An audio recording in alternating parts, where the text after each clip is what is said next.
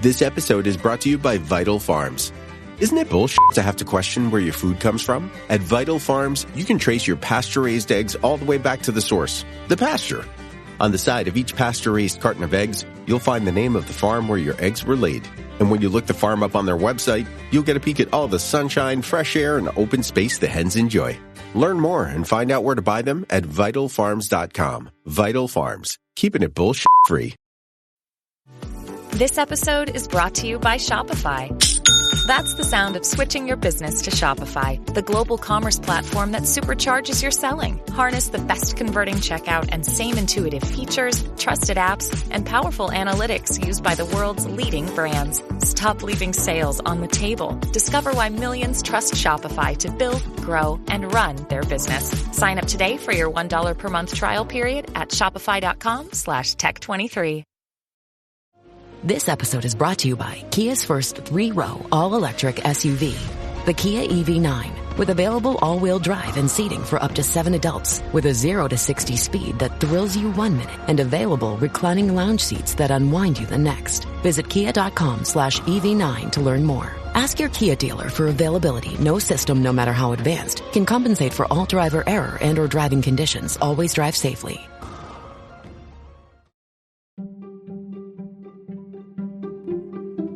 Welcome to the HCI family of podcasts. We're your source for personal, professional, and organizational growth and development.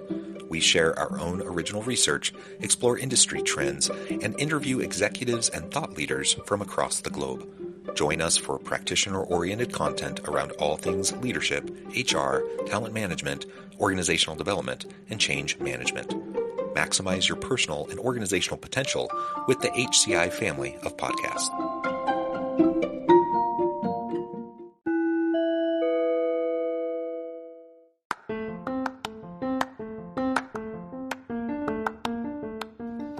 Welcome to the podcast. In this podcast episode, I talk with Richard White about the challenges of customer-facing teams in a fully remote or hybrid environment.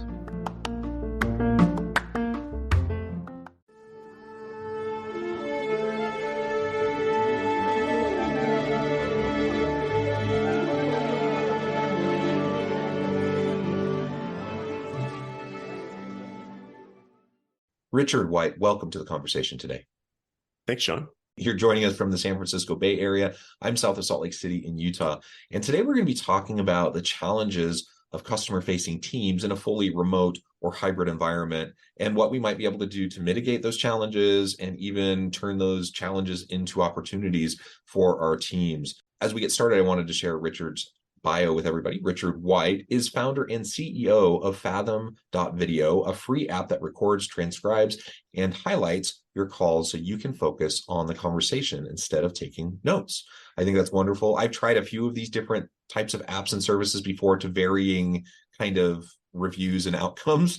So I'm thrilled to have a chance to talk with you more about really just the background behind that as a tool, but also more broadly, like I said, to talk about these challenges that customer-facing teams are facing in the modern world of work. Richard, anything you would like to highlight by way of your background or personal context before we dive on in? Sure. Yeah. I'm originally kind of a computer science grad / programmer turned product designer turned, I guess, kind of go-to-market leader. At my last company, I ran the marketing team as well as the sales team for a while. And that's where, I think a lot of what we're doing here at Fathom is the intersection of good design applied to the challenges of people running, like I said, customer-facing teams. I don't think you have a lot of engineers running sales teams. Sometimes to good effect, and sometimes to bad effect on my part when I was doing that. But it was a real eye-opening experience and really there was a lot of insights there that led to what we're doing here at Fathom. So why don't you talk just a little bit more about the kind of the origins of Fathom? Because I'm always fascinated by that. And then we can get more into the broader topic. Sure. Yeah, we started the company 3 years ago, but really this Fathom started about almost 4 years ago, actually right before the pandemic. I found myself working at my last startup, talking to a lot of customers. I was actually talking to tons of customers. I think I did first 6 weeks of 2020, I think I did 100 or 200 Zoom calls with customers. I was doing research for a new product. And two things really stood out to me. One was gosh, I really hate taking notes and talking to someone, right? You're on the phone with them. You can't get them back on the phone. You got 20 minutes, you got 30 minutes. You're trying to learn as much as you can in that short period of time, but you're also trying to make sure you don't miss a thing they say, right? So you're like trying to sequence your questions and get to the root causes and stuff like that, hurriedly typing things out. And what I kind of found was two things. One is, I think I'm a pretty good note taker. I would be really diligent on the call. I'd block out 10 minutes after the call to like clean up those notes and make them make sense. But two things I found. One was 3 weeks later, I would look at some of my notes and be like, I don't remember who this was and like what we talked about and the important nuance. And probably the more frustrating part is, the whole point of me talking to all these people was to inform a strategy and present this back to the team. Hey, I talked to those people. Here's what we've learned. And what I found was when you take a bunch of notes and synthesize them down to, here's 3 bullet points or here's 3 takeaways, it lost a lot of the like human emotion that made it credible and authentic. And I presented my team like I had these huge insights. I talked to these 10 customers. Oh my gosh, we learned A, B, and C, and people were just like, okay, right? It was like really fell flat, and I was like, wait, what am I missing here? These were amazing conversations, and so we actually did a quick little prototype where I was like, you know what? I'm just going to record these conversations, but instead of like sharing with you 3 hours of content, because no one wants to watch other people's calls, I'm just going to make my own like highlight reel, like pull out 30-second vignettes from each call that I think are really impactful. I'm going to share that with the team instead at the next kind of like update. And I did that, and the response was so much different, right? It was people were leaning in, people were asking follow-up questions, like, because it's just so much more credible than me just saying there's a few bullet points. And so that was really the start of this idea around Fathom, which is really anyone. I mean, there's been some tooling in the past for these kind of like call recording software, but they were always just really focused at like really high-end sales teams for the most part, or they're really focused on giving you a transcript. And I was going to say, like, I think, really anyone who's on video conferencing meetings has this challenge of taking notes, or if you're a manager, you're someone who's trying to understand the notes, right?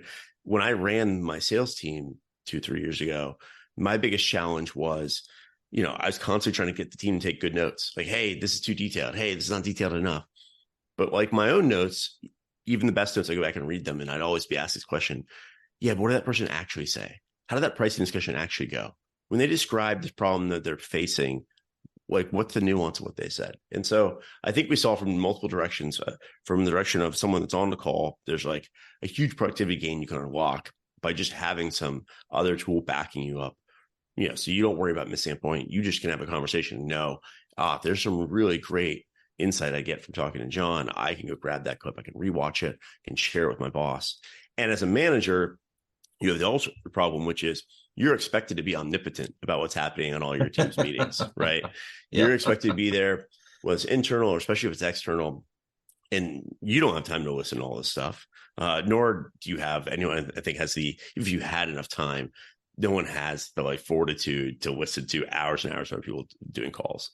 One of the interesting stats we find, only about 15% of a video call ever gets highlighted, right? And so that makes sense. It's like 85% of these meetings are kind of what you expect, kind of rote. It's like 15% of them are actually the really interesting parts that someone else needs to see. And so really we're like, let's go build a tool that helps the ICs on the call be more productive, less stressed, and helps the managers find out about that 15% of the call they should be listening to, so that they at least can present themselves as omnipotent as possible. Yeah, well, that's really cool. And like I said, I've tried some of these before, like the AI note takers, or whatever. And you have the transcripts, like in Zoom, they'll auto-generate transcripts. And what I found is it's fine. It's marginally helpful, but it hasn't necessarily moved the needle. And so what you're describing seems to be a bit different than some of those other tools. Yeah, I mean, there's 3 big differences between us and I think a lot of the tools that came before this. A lot of them just like spit out a transcript. We actually spit out some structured notes or an AI summary, but we don't rely on the text. I find that all of the text, whether it's some AI summary or what's a transcript, no one should read the transcript. We use the transcript as a way to get back to the part of the call to watch. I think you really have to watch the primary source. And so we focus more on let's find the highlights and rewatch the 3 minutes of that meeting that really matters, rather than you try to read the transcript, because a lot gets lost even in that. The second thing we do that other ones don't do is we give you instant access to all the stuff after the call. Like Zoom itself even takes like half an hour to get you just the recording and the transcript after the call. We get it to you within 10 seconds. And I think that's super important too, because if you're trying to replace notes, people clean up their notes after the call, right? Or they like do all their actions. They do follow-up emails. They put the stuff in the CRM. And so we thought it was super important to like make sure that thing is super fast from a UX perspective. And then the third big difference is we're completely free for individuals. And so I think a lot of these other tools are charging you a lot of money for a tool that's slow and doesn't really give you the output you want.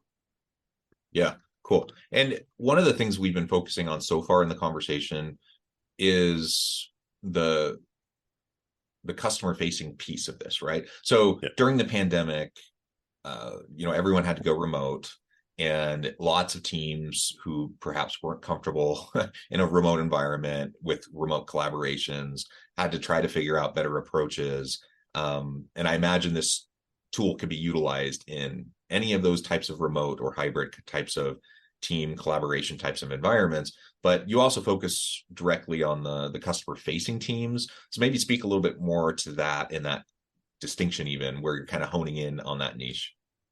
Yeah, that's been our initial kind of focus, has been those external calls with customers. They're I think one of the most limited resources in org, right? It's like, unlike an internal meeting, if I miss something you said and you're a customer, it's hard for me to get you back on the line, right?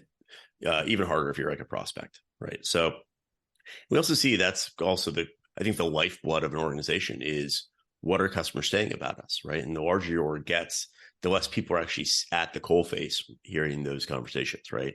And so I think we also find that those kind of customer conversations are something that everyone in the org wants to see, whether they're in marketing, whether they're in engineering, whether they're in product.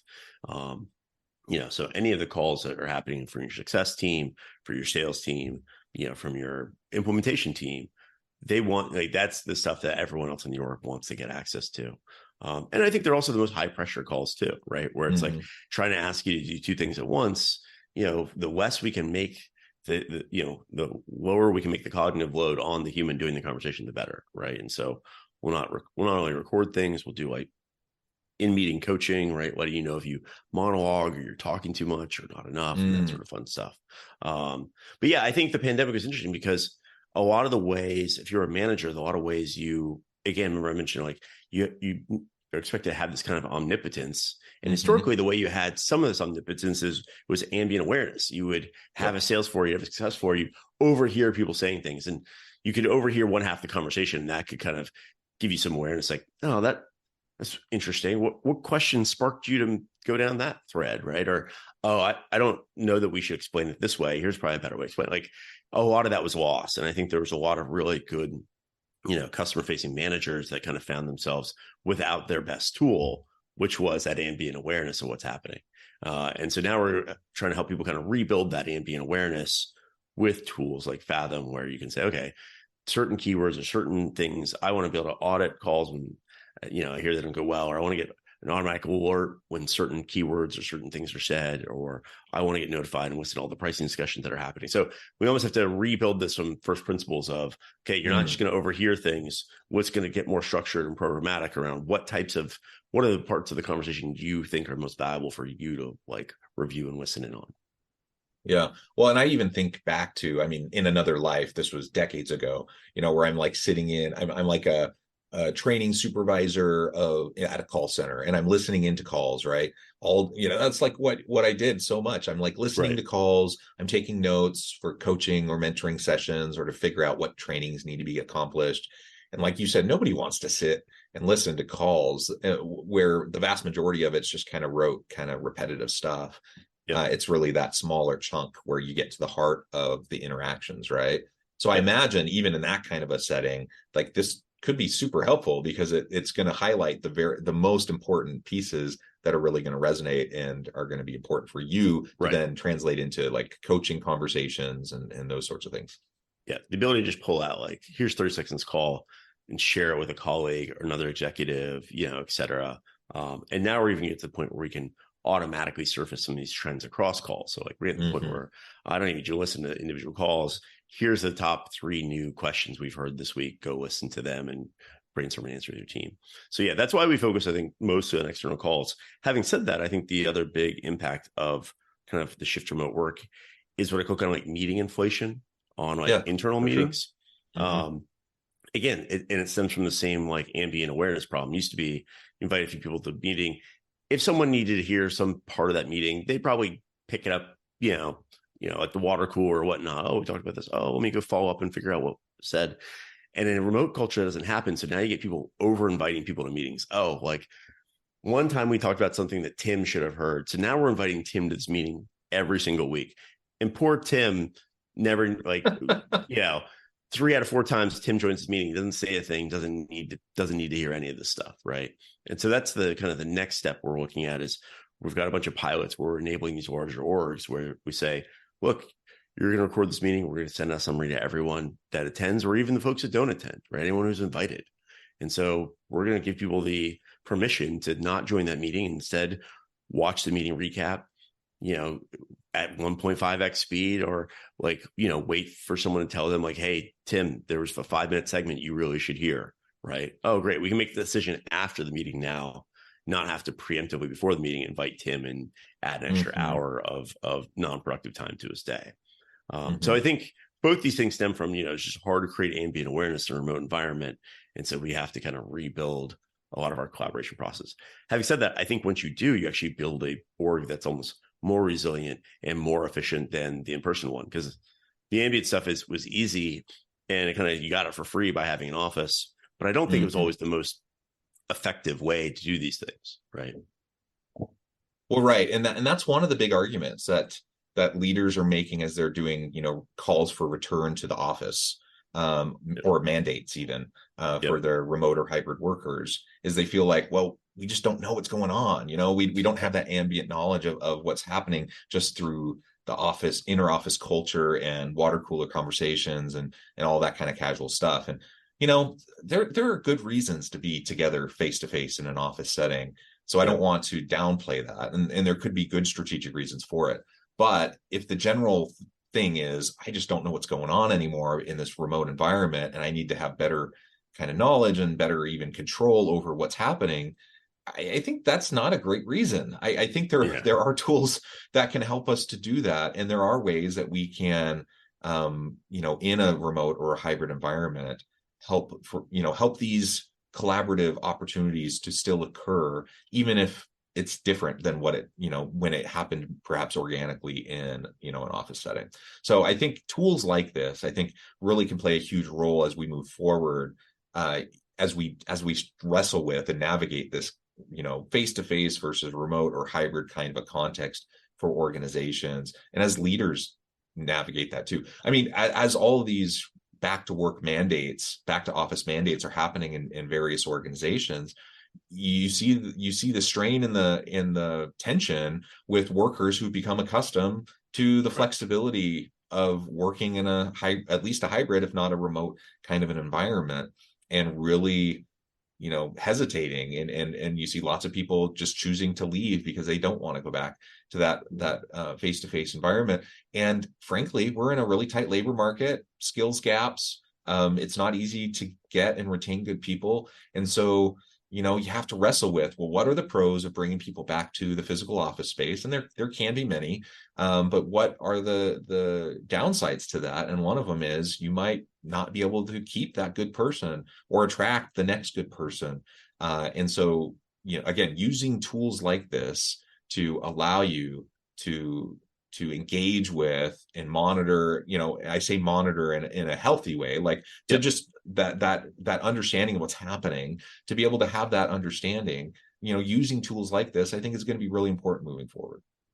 Yeah. I mean, I think our vision is, a world where it's like, actually, you prefer to have the remote meeting. It's actually easier on you and whatnot. And I already live this, because sometimes people ask me, hey, you want to meet up for coffee? And I'm like, we can, but I'd rather not, because if you tell me anything, I'm going to forget 50% of it. Not my action items are going to be really bad. But if you meet with me on Zoom, one, obviously it saves me much time to go in the coffee shop, but I also have this recording of it, right? And I have this whole new muscle memory that makes me a much more productive person when I can do this kind of interaction versus going to the coffee shop, whipping out my notepad and trying to be like, wait, what did you say? And losing a lot of the nuance that I would get via video. So I think that's, as intentional as we might be when you're meeting with a person, you're trying to be present with them, you're trying to listen, you're trying, like, of course, all those things, we try to do it. We still have terrible memories.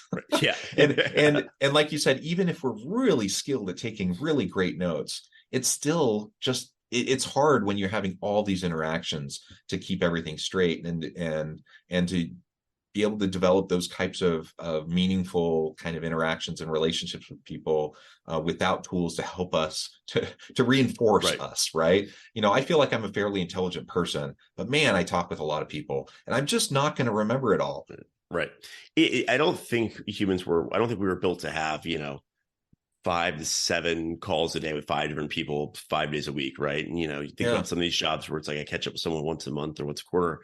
Gosh, I don't remember. I feel bad. Like they all blur together at some point. And there's something really special that happens when I meet with someone on a video call. I've recorded it, summarized it, or review it. And then meet with them 6 months later. I go back and watch the last couple of minutes of that call and immediately pops in my brain. I remember exactly where I left off with that person. Right. And so that's what this is all about, right? Like, we have enough stressful things in our lives. So like, how do we find ways to make it slightly less stressful? Well, and I love what you mentioned a few minutes ago too, just about meeting fatigue and like having so many pointless meetings. I don't know about you, but I went to lots of pointless meetings before the pandemic. But once the pandemic happened and like everyone goes remote, all of a sudden I'm getting invited to every stinking meeting and I'm like in meetings all day long. And that's the pendulum has swung back a bit, but still I'm in way more meetings now than I was before the pandemic. And a lot of them I'm like, do I really need to be here? And if I'm thinking that, I'm sure everyone else is thinking that too. And so the reality is these types of tools can also be heavily utilized to make sure that's not happening, because you can get someone caught up very quickly. They don't have to attend the entire meeting, but they can get that little nugget, the important piece, and then run with it. How much more effective and efficient is that? How much, in terms of just opportunity cost, in terms of time wasting, how much can organizations save from a productivity and efficiency kind of perspective, let alone like just like the soul sucking aspect of like sitting through meetings that demotivates people and then they're not going to be doing great work. I mean, it seems like just a no-brainer if we can figure out how to utilize these tools for that kind of an approach as well. Yeah, it can not only be helpful for disseminating information from these meetings so you have less people attend, it also help you figure out who doesn't need to be there, right? We'll track who talks, and you'd be like, look, over the last 3 meetings, like I said, Tim's talked only 2% of the time. So maybe Tim doesn't need to be in this meeting, right?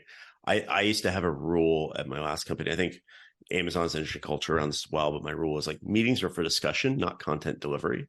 Yeah. And you see a lot of places. I think the reaction to that loss of ambient awareness for a lot of organizations was the only hammer we have for awareness is meetings. And so everything looked like a nail. And so just great, we're going to proliferate these meetings.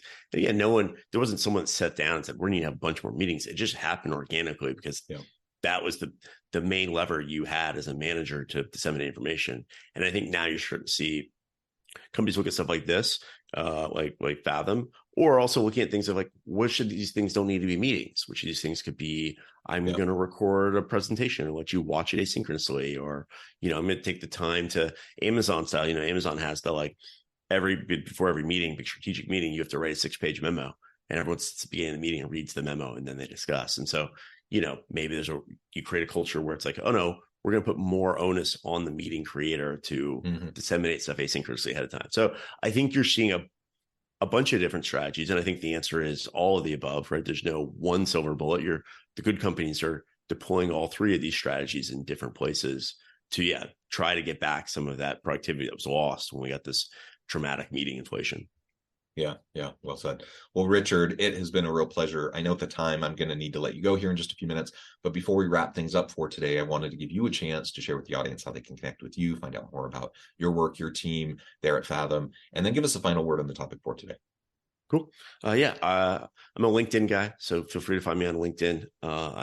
Richard White on LinkedIn, Fathom. You'll see this bright blue avatar. It looks like a bitmap. Everyone thinks it's an NFT, but we had 8-bit images before NFTs, so calm down. It's not an NFT. So just ping me on LinkedIn. I'll try to hopefully get back to you quickly in between all the recruiter spam I get. I think the last word on this is just that there are a lot of there are a lot of like ways to improve this, right? So I think if you're not experimenting with some tool, either for internal meetings or external meetings, you should be trying something, because I think there's a lot of stuff out there that you can start iterating to a more productive workforce. Obviously, we'd love for you to try Fathom. Again, completely free to use for individuals. We only charge you once you want to roll it out to your entire team, but you can easily pilot Fathom with a handful of folks in your team. They'll love it. They'll be more productive. It's almost my guarantee. I've very rarely seen people that are on customer meetings that don't. So yeah, that's it. Thanks for having me on, John. This has been great. I love it. Thank you, Richard. And I'm excited to try Fathom myself. I'm going to go check that out as soon as we're done with this call. I encourage the audience to reach out, get connected, find out more about what Richard and his team can do for you. And as always, I hope everyone can stay healthy and safe, that you can find meaning and purpose at work each and every day. And I hope you all have a great week.